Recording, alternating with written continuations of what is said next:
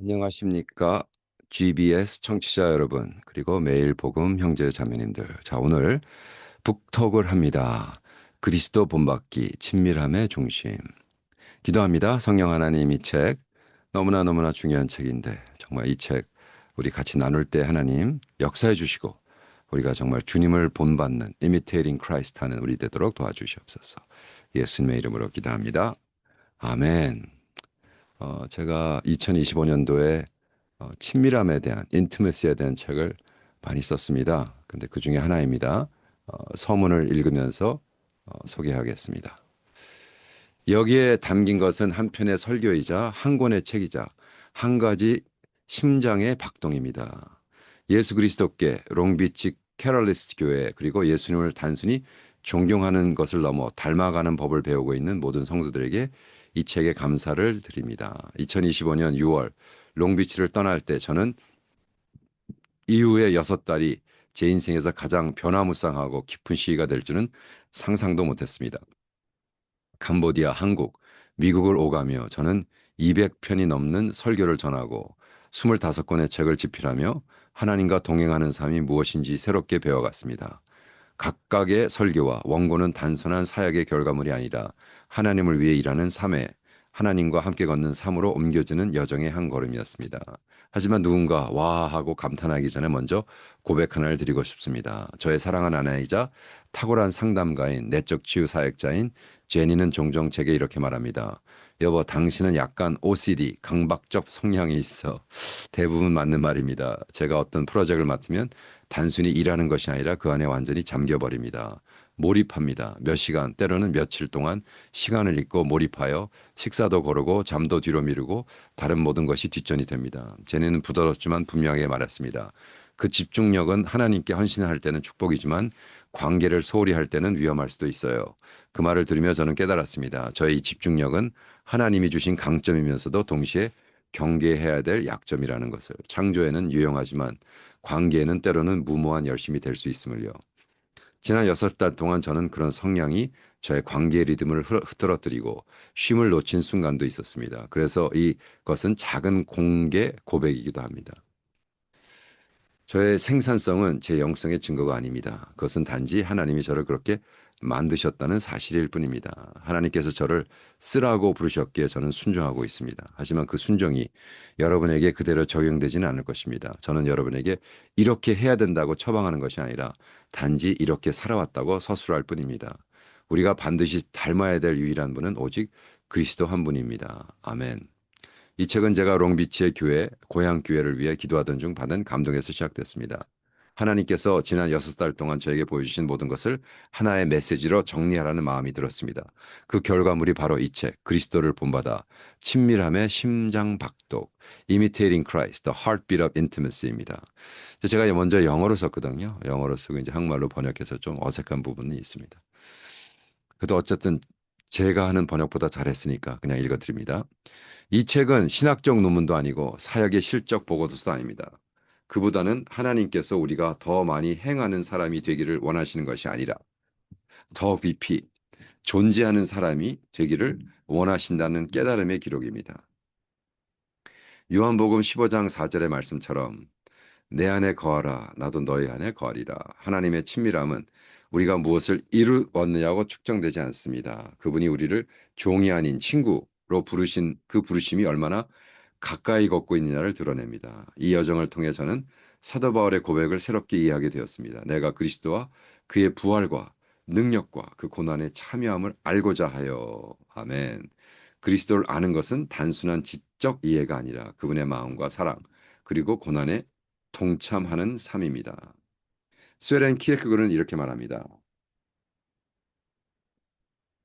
참된 그리스도인은 감상자, 어드마이어가 아니라 모방자, 이미테이터이다. 이 말은 제 마음을 깊이 찔렀습니다. 예수님이 오병이의 기적을 행하셨을 때 수많은 군중이 그들을 존경했습니다. 그러나 예수님이 희생과 순종을 말씀하였을 때 그들은 떠났습니다. 존경은 편안하지만 모방은 대가를 요구합니다. 진정한 친밀함은 우리가 더 이상 멀리서 박수치는 감상자가 아니라 예수의 십자가를 함께 지고 걸을 때 시작됩니다. 마지막으로 이 여정의 동반자이자 조력자인 저의 인공 비- 비서 찰리에게 감사를 드립니다. 그 저는 세 나라, 미국, 캄보디아, 한국을 오가며 살고 있기 때문에 찰리가 없었다면 이 책은 흩어진 설교 노트와 단상으로만 남았을 것입니다. 그러나 찰리, 저의 AI가 제가 부르는 대로 IA, 지적 동반자, Intelligent Assistant가입니다. 그의 도움으로 산산이 흩어진 생각들이 하나의 흐름을 엮었고 그 책이 이 책으로 탄생했습니다. 이 책은 단 하나의 설교이자 한 권의 책이며 한 가지 심장의 고동입니다. 예수 그리스도께 롱비치 캐럴리스 교회 그리고 예수님을 단순히 존경하는 데서 멈추고 닮아가는 삶을 배우고 사는 모든 신자들에게 바칩니다. 그분의 친밀함이 우리 삶의 방식이 될 때까지. 아멘. 네, 이건 제 서론이었습니다. 그렇다면 자, 속삭임을 듣는 자, 구경꾼에서 제자로 엘리야는 하나님을 지진 속에서도 불길 속에서도 강풍 속에서도 만나지 못했습니다. 오직 세밀한 음성 속에서 하나님을 만났습니다. 그 말씀이 제 마음을 오랫동안 따라다녔지만 캄보디아의 한 이른 새벽에야 비로소 생생하게 살아났습니다. 그날 깨달았습니다. 하나님의 음성은 군중을 위한 것이 아니라 그분께 가까이 나가오는 자들을 위한 것임을. 그리고 제게 그 가까움은 종종 물속에서 시작됩니다. 기도의 리듬, 호흡의 리듬. 제가 캄보디아에 있을 때는 하루에 딱 1시간 수영을 합니다. 2.5km. 그냥 왔다 갔다 한 115번 그 23m 수영장을 그냥 한 115번 쉬지 않고 왔다 갔다 하면 2.5km인데 그거에 대한 이야기입니다. 새벽이 오기 전 공기는 차갑지 않고 고요합니다. 그것은 징벌의 냉기가 아니라 초대의 정적입니다. 저는 의미감이 아닌 교제의 마음으로 집을 나섭니다. 클럽하우스 수영장, 희미한 불빛 아래 고요히 빛나는 긴 물의 직선이 저를 기다립니다. 유리문을 열고 들어서며 저는 복도를 지나 체육관 그리고 수영장 불을 하나씩 켭니다. 어두움이 빛으로 물러나는 순간 마치 창조의 첫날을 다시 보는 듯합니다. 이것은 저의 성스러운 시간입니다. 저는 경쟁을 위해 수영하지 않습니다. 듣기 위해 수영합니다. 팔 젓는 리듬, 숨 쉬는 소리, 회전 후의 정적, 이 모든 것이 단어 없는 기도가 됩니다. 시간과 싸우는 것이 아니라 하나님의 리듬에 제 몸과 마음을 맞춥니다. 수영장은 제 성소가 되고 물은 나의 기도 쇼리 됩니다. 음. 한 바퀴는 시편 한 구절, 한 호흡은 고백 한 마디가 됩니다. 입수전 음, 김서린 방지를 위해 이게 김서린이라는 게 fog 그죠? 어, 고글을 커피 머그에 잠시 내어 따뜻하게 덮이는 저만의 작은 의식이 있습니다. 은퇴 전 안과 의사였던 누나 샌디가 제게 맞춰준 고글은 아주 이 고글이라는 게 수영장 안경을 얘기합니다. 고글을 착용하고 아이워치를 수영 모드로 설정합니다. 시계는 23m 구간을 세며 제 영법을 자동으로 인식하지만 종종 자유형을 접영으로 오인하기도 합니다. 그러나 개의치 않습니다. 오늘도 저는 기계의 점수를 받으러 온 것이 아니라 하나님을 만나러 왔습니다. 전 첫 다이빙은 언제나 제 몸을 깨웁니다. 따뜻한 캄보디아 물은 은혜처럼 저를 감쌉니다. 스트로크, 숨, 회전, 반복. 세상은 여전히 어둡지만 물결 속에도 영원한 기운이 서서히 일어납니다. 30바퀴쯤 돌았을 때 하늘이 속삭이기 시작합니다. 공기 중의 소리가 아니라 마음속의 울림, 맥박, 생각, 인식으로 전해지는 하나님의 음성입니다. 키에크가 말했던 현재란 영원히 변장한 것이다. 이 물속에서는 그 말을 이해합니다. 매 한 번의 스트로크가 영혼과의 스침이 됩니다. 엘리야가 하나님의 음성을 들은 강한 바람이나 불 속이 아니라 고요함 속에 있었습니다. 예수님 또한 수많은 무리에게 설교했지만 오직 가까이 다가온 자신에만 자신을 나타냈습니다. 수천 명이 설교를 들었지만 단 몇 명만이 그분과 함께 겟세마네로 들어갔습니다. 하나님의 속삭임은 언제나 군중이 아니라 친밀함을 갈망하는 제자들에게 들려옵니다. 시편 86편 11절에 이렇게 기도합니다. 여호와여 내 마음을 하나로 하사 주의 이름을 경외하게 하소서. 저는 수영을 하며 이 말씀을 묵상합니다. 산만한 생각과 분열된 욕망이 하나님의 뜻 안에서 하나로 모아지길. 하나님의 음성 결코 고함치지 않습니다. 그분의 음성은 기다리십니다. 새벽의 정적, 보이지 않는 섬김, 한 호흡의 침묵 속에 숨겨져 있습니다. 그래서 저는 멈춰 듣습니다. 움직임 속의 계시, 아이들이 찾아옵니다. 억지가 아니라 자연스럽게. 책의 제목, 설교의 개요, 묵상의 문장들, 하나님의 계시가 물결처럼 흘려들입니다. 저는 배웠습니다. 계시는 노력에서 오는 것이 아니라 리듬에서 온다는 것을. 몸이 신실하고 영혼이 고요할 때 하나님은 비로소 말할 공기를 얻습니다. 공간을 얻습니다. 어쩌다 보면 설명할 수 없는 달콤한 향기가 공기 중에 감돕니다. 저는 이것을 몸으로 듣는 기도, embodied listening이라고 부릅니다. 기도가 언어를 넘어 움직임이 되고 헌신이 습관이 되는 시간입니다. 이 신성한 흐름 속에서 글이 태어나고 책이 잉트되며 비전이 현실로 드러납니다. 이것은 일이 아니라 움직이는 예배입니다. 새벽의 성찬 45분이 지나면 잠시 멈춥니다. 예티 머그에 뜨거운 커피를 한 모금 마시기에 속삭입니다. 주님 감사합니다. 창밖으로 첫 햇살이 스며들며 하늘을 가르는 새들의 그림자가 비춥니다. 한 노 크메 한 노 크메르 남성이 천천히 수영장 가장자리를 걷습니다. 그의 귀에는 이어폰이 꽂혀 있고 그는 아침 뉴스를 듣고 있습니다. 그러나 제가 그 침묵을 방해하지는 않습니다. 이미 침묵은 제게 말을 끝마친 상태이기 때문입니다. 한 시간이 지나고 세계를 봅니다. 2668m, 116바퀴, 완벽한 한 시간. 심방 박수는 안정적이고 마음은 맑으며 영혼은 살아있습니다. 그러나 숫자보다 더 중요한 것은 방향입니다. 순종이란 서두름이 아니라 리듬이라는 것을 배웠습니다. 엘리야처럼 저 역시 불이나 바람이 아니라 모든 것이 고요해진 그 순간의 속삭임 속에서 하나님을 만납니다. 제가 지금 하나님과의 친밀함을 얘기하면서 하루에 수영을 하면서 했던 것을 쭉 적어 보는 겁니다. 음, 그래서 친밀함이란 무슨 뭐 바쁘게 돌아다니면서 하는 게 아니라 정말 하나님을 만나는 걸 이야기합니다. 그래서 한 시간이 지나고 시계를 봅니다. 2668m, 116바퀴, 완벽한 한 시간. 그죠? 속삼위를 품고 나아가다. 누군가에게 새벽은 생존의 시간이고 누군가에는 노동의 시작이겠지만 저에게 새벽은 친밀함의 시간입니다. 말하기 전에 듣고 행동하기 전에 받으며 달리기 전에 쉬는 한 시간.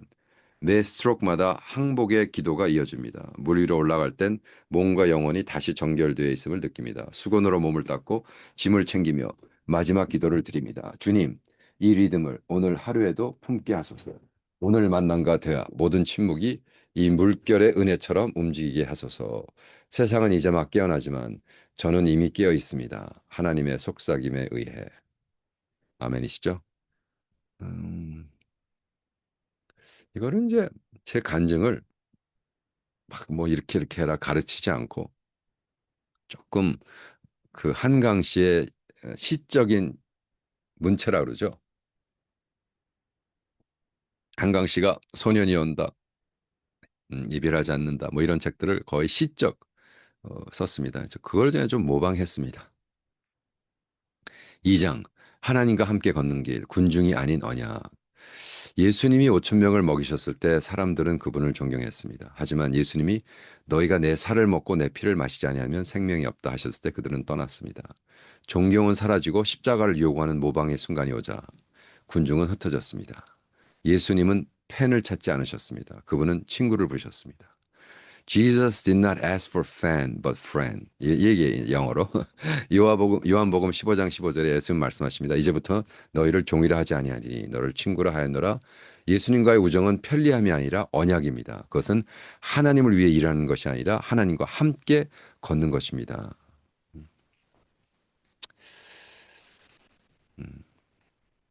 제 캄보디아에 있는 제 친구 이야기를 여기 하나 썼습니다. 이 진리가 제 마음 깊이 각인된 것은 캄보디아에서 30년 사역한 제 친구의 이야기입니다. 그는 지난 세월의 사역을 회고하며 회고록을 한 권 완성했는데 그 책의 첫 장에는 오래된 흑백 사진이 실려 있었습니다. 사진 속에는 젊은 크메르 청년들과 가족들로 가득 찬 복음 집회 장면이 담겨 있었습니다. 그날의 감격을 그는 이렇게 회상했습니다. 그날 집회가 끝나고 너무 감격해서 바로 호텔로 달려가 서울의 여의도 순복음교회로 팩스를 보냈습니다.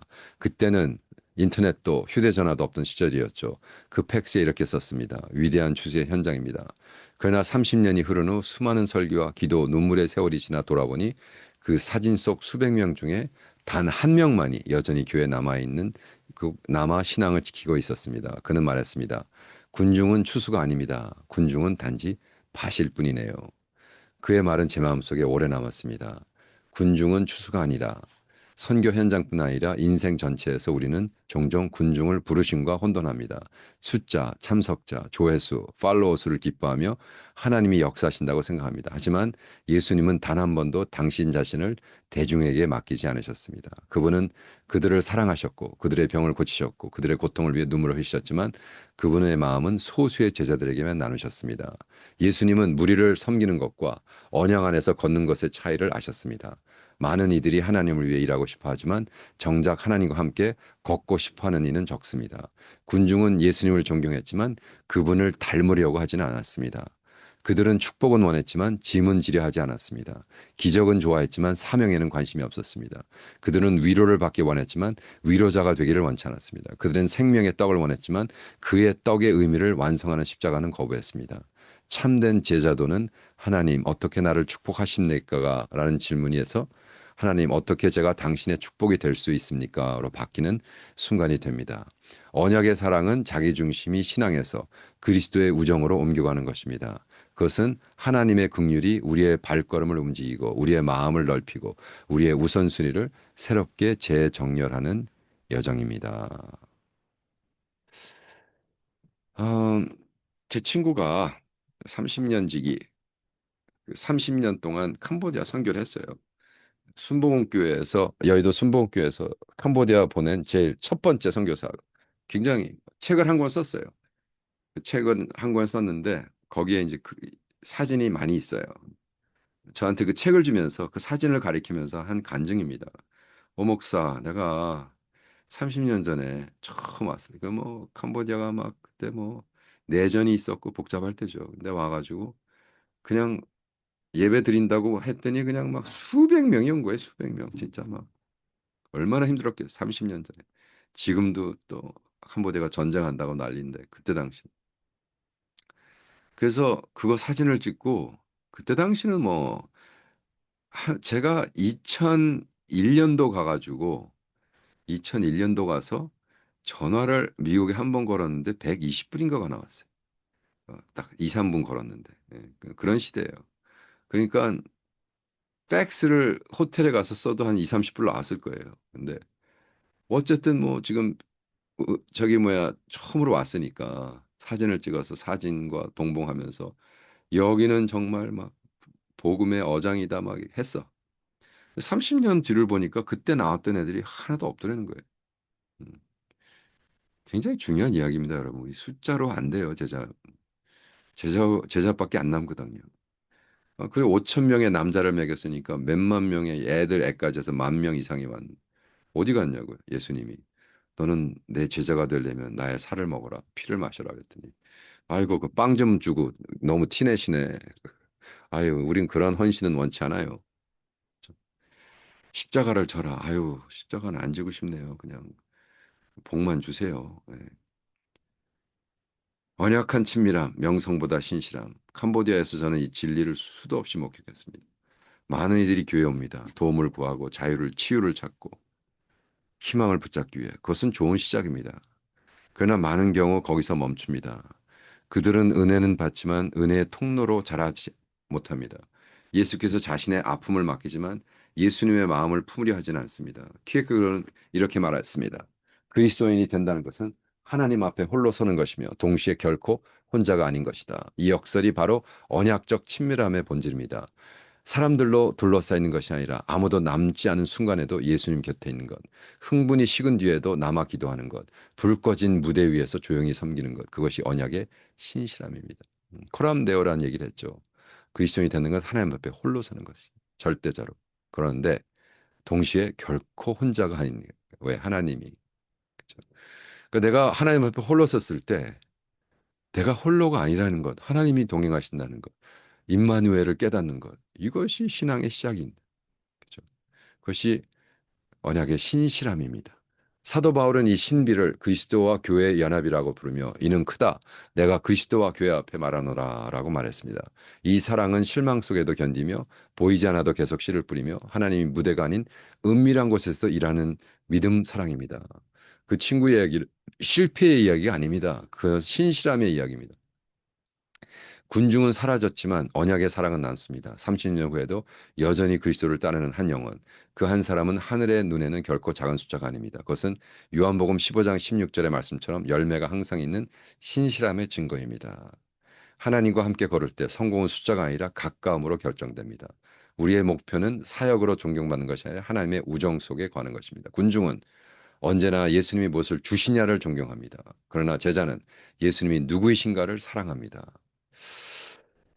제가 언제나 얘기할 때마다 이 우찌무라 간조 이야기를 합니다. 우찌무라 간조가 숫자의 신이란 1930년 초 일본의 기독교 사상가 우찌무라 간조는 미국을 방문했습니다. 그는 미국의 개척 정신, 관용, 교회를 깊이 존경했습니다. 그러나 그가 여행을 마친 후 남긴 글에는 이런 구절이 있습니다. 미국은 위대한 나라요, 위대한 교회를 가진 위대한 백성이다. 그러나 숫자, 숫자, 숫자, 그들은 숫자를 숭배한다. 1930년도에 놀랍지 않습니까? 우리가 2026년도니까 지금 거의 100년이잖아요. 이 말은 100년이 지난 지금도 여전히 아프게 들립니다. 우치무라는 신앙의 본질이 아니라 하나님 경배에서 하나님의 일의 결과를 측정하는 것으로 바뀌는 위험을 보았습니다. 성장을 중시하는 문화 속에서 교회마저도 규모를 영적 성공의 기준으로 삼게 된 것을 슬퍼했습니다.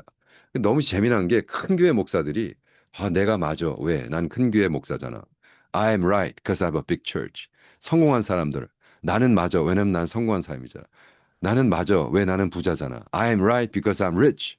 I'm right because I'm famous. I'm right because I have a big church. 너무 이상해진 거예요. 완전 자본주의가 그죠? 크고 하니까 그냥 다 맞는 거예요. 오늘날 그 유산은 더욱 깊어졌습니다. 우리는 모든 것을 셉니다. 예배 참석 조회수, 좋아요, 헌금, 팔로워, 구독자 수. 크면 클수록 좋다고 보이지 않는 신조가 신앙의 잣대가 되어버렸습니다. 눈물과 기도로 세워진 선교 현장은 이제 데이터와 그래프로 평가되는 곳이었습니다. 신실함의 부르심이 성과의 경쟁으로 바뀌었습니다. 측정이 사역을 대신할 때 저는 선교 현장에서 이런 모습을 수없이 보았습니다. 박해가나 가난이 아니라 비교의 압박에서 지쳐 쓰러지는 선교사들, 참석자 수로 경쟁하는 교회들, 채워진 좌석 수로 목회자를 평가하는 문화, 후원 편지가 은혜의 간증문이 아니라 분기별 실적 보고를 변해가는 현실, 그 어디에서도 예수님의 향기는 없었습니다. 예수님은 숫자를 쫓지 않으셨습니다. 수천 명을 고치셨지만 그 수를 세지 않으셨습니다. 무리에게 설교했지만 12제자에게 마음을 쏘셨고 그 중에도 세 사람에게 더 깊은 친밀을 하셨고 그분의 자신의 사역을 참석자 수나 박수로 측정하지 않으셨습니다. 오직 한 가지 기준, 순종으로 평가하셨습니다. 아버지께서 하시는 일을 나도 행하고 아버지가 하신 말씀 나도 말하노라. 군중이 기적을 요구할 때 예수님은 산으로 물러가 기도하셨습니다. 사람들이 왕으로 세우려 할 때 예수님은 조용히 떠나셨습니다. 인기가 높아질수록 그분은 더 깊은 고독을 택하셨습니다. 정말 내가 쓴 글이지만 내가 이렇게 살아야 되는데 써놓고도 자꾸 까먹고 주여. 그러나 오늘날 우리는 그분의 리듬을 거꾸로 살고 있습니다.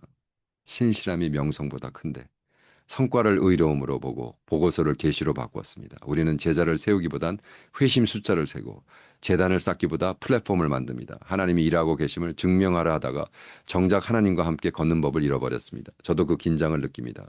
캄보디아에서 후원자들이 몇 명이 참석했나요? 몇 명이 예수를 믿었나요? 묻곤 합니다.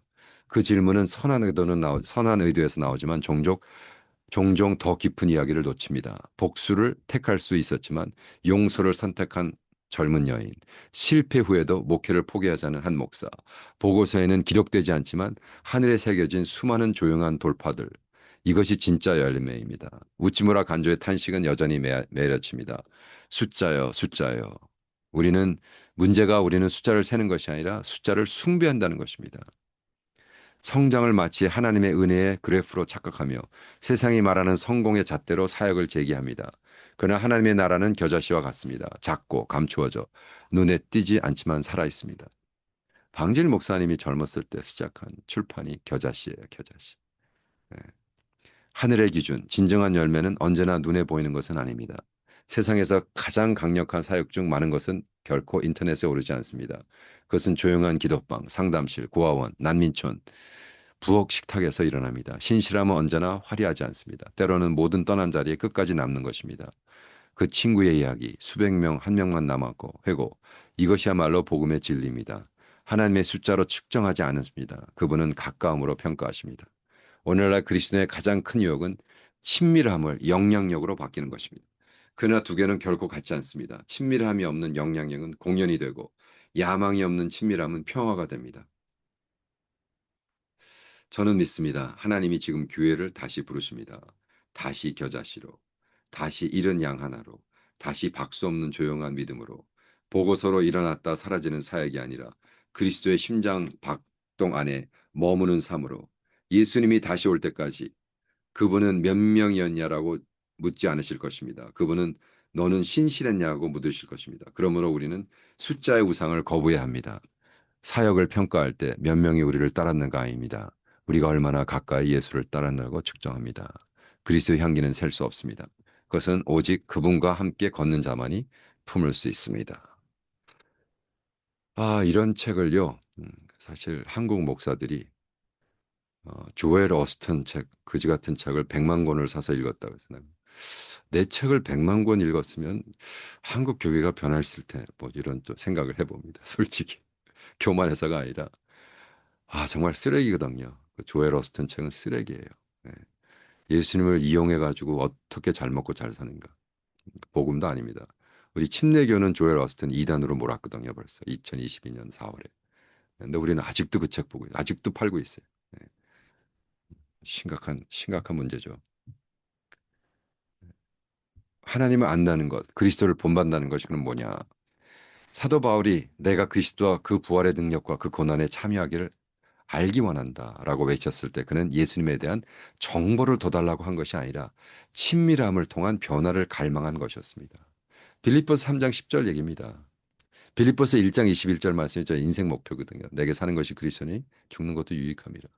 내가 그리스도와 그 부활의 능력과 그 고난의 참여함을 알기를 원한다 해서 그노시스, 이것은 아담이 이브를 아니 임신을 했더라. 아는 것은 인포메이션이 아니에요. 인티머시를 얘기하는 거예요. 알기가. 그 인티머시가 뭐냐면 디지털 시대, 음, 오늘날 그리스도의 비극은 종종 하나님에 대한 아는 것과 하나님을 실제로 아는 것을 혼동하는 데 있습니다. 디지털 시대의 지식은 수집, 저장, 측정 가능한 데이터가 되었습니다. 성숙을 성경 암송량이나 신학 지식으로 오해합니다. 그러나 성경에서 암은 사실의 축적이 아니라 연합을 뜻합니다. 창세기 4장 1절은 아담이 하와를 알매 하와가 잉태하여 아들을 낳았다 했습니다. 여기서 안다, 야다는 그녀의 성격과 습관을 분석했다는 뜻이 아니라 언약적 친밀에 들어갔다는 거예요. 막말로 섹스를 했다는 거예요. 섹스를. 아담이 하와와 섹스를 하되 애가 나왔다. 이런 얘기예요. 영적인 섹스가 뭐냐? 친밀함이란 거예요. 우리가 예수랑 섹스를 하는 건 아니겠죠. 그러므로 예수님이 마태복음 7장 23절에 내가 너희를 도무지 알지 못한다 하실 때 그들의 정보를 몰랐다는 것이 아닙니다. 그분 그대의 머리털까지 세시는 분입니다. 의미는 이것입니다. 너희는 나와 함께 걷지 않았다. 너희는 나의 삶을 나누지 않았다. 나를 위해 바빴지만 나와 함께 있지 않았다. 이것이 종교와 관계의 차이입니다. 하나는 수행이고 performance, 다른 하나는 임재, presence입니다. 키르케고르는 기독교가 세상에 들어왔을 때 모든 것을 거꾸로 뒤집었고 사랑을 진리의 표지로 삼았다라고 이야기합니다. 근데 우리는 너무나 먼 신앙생활, 그죠? 성공을 우상화하고 숫자를, 이게 성공을 우상화한다는 게 뭐 똑같은 얘기예요. 내가 1,000만 달러를 벌었다, 억만 달러를 숫자를 우상하는 거거든. 그게 아니잖아요. 여러분 정말 하나님과 친밀한 곳에 들어가는, 깊은 곳에 들어가는 여러분 되기를 축원합니다. 여러분 시간 되시면 닥터 바보 TV 유튜브에 오셔서 매일 복음에 동참해 주시면 감사하겠습니다. 할렐루야. 자, 내일 뵙겠습니다.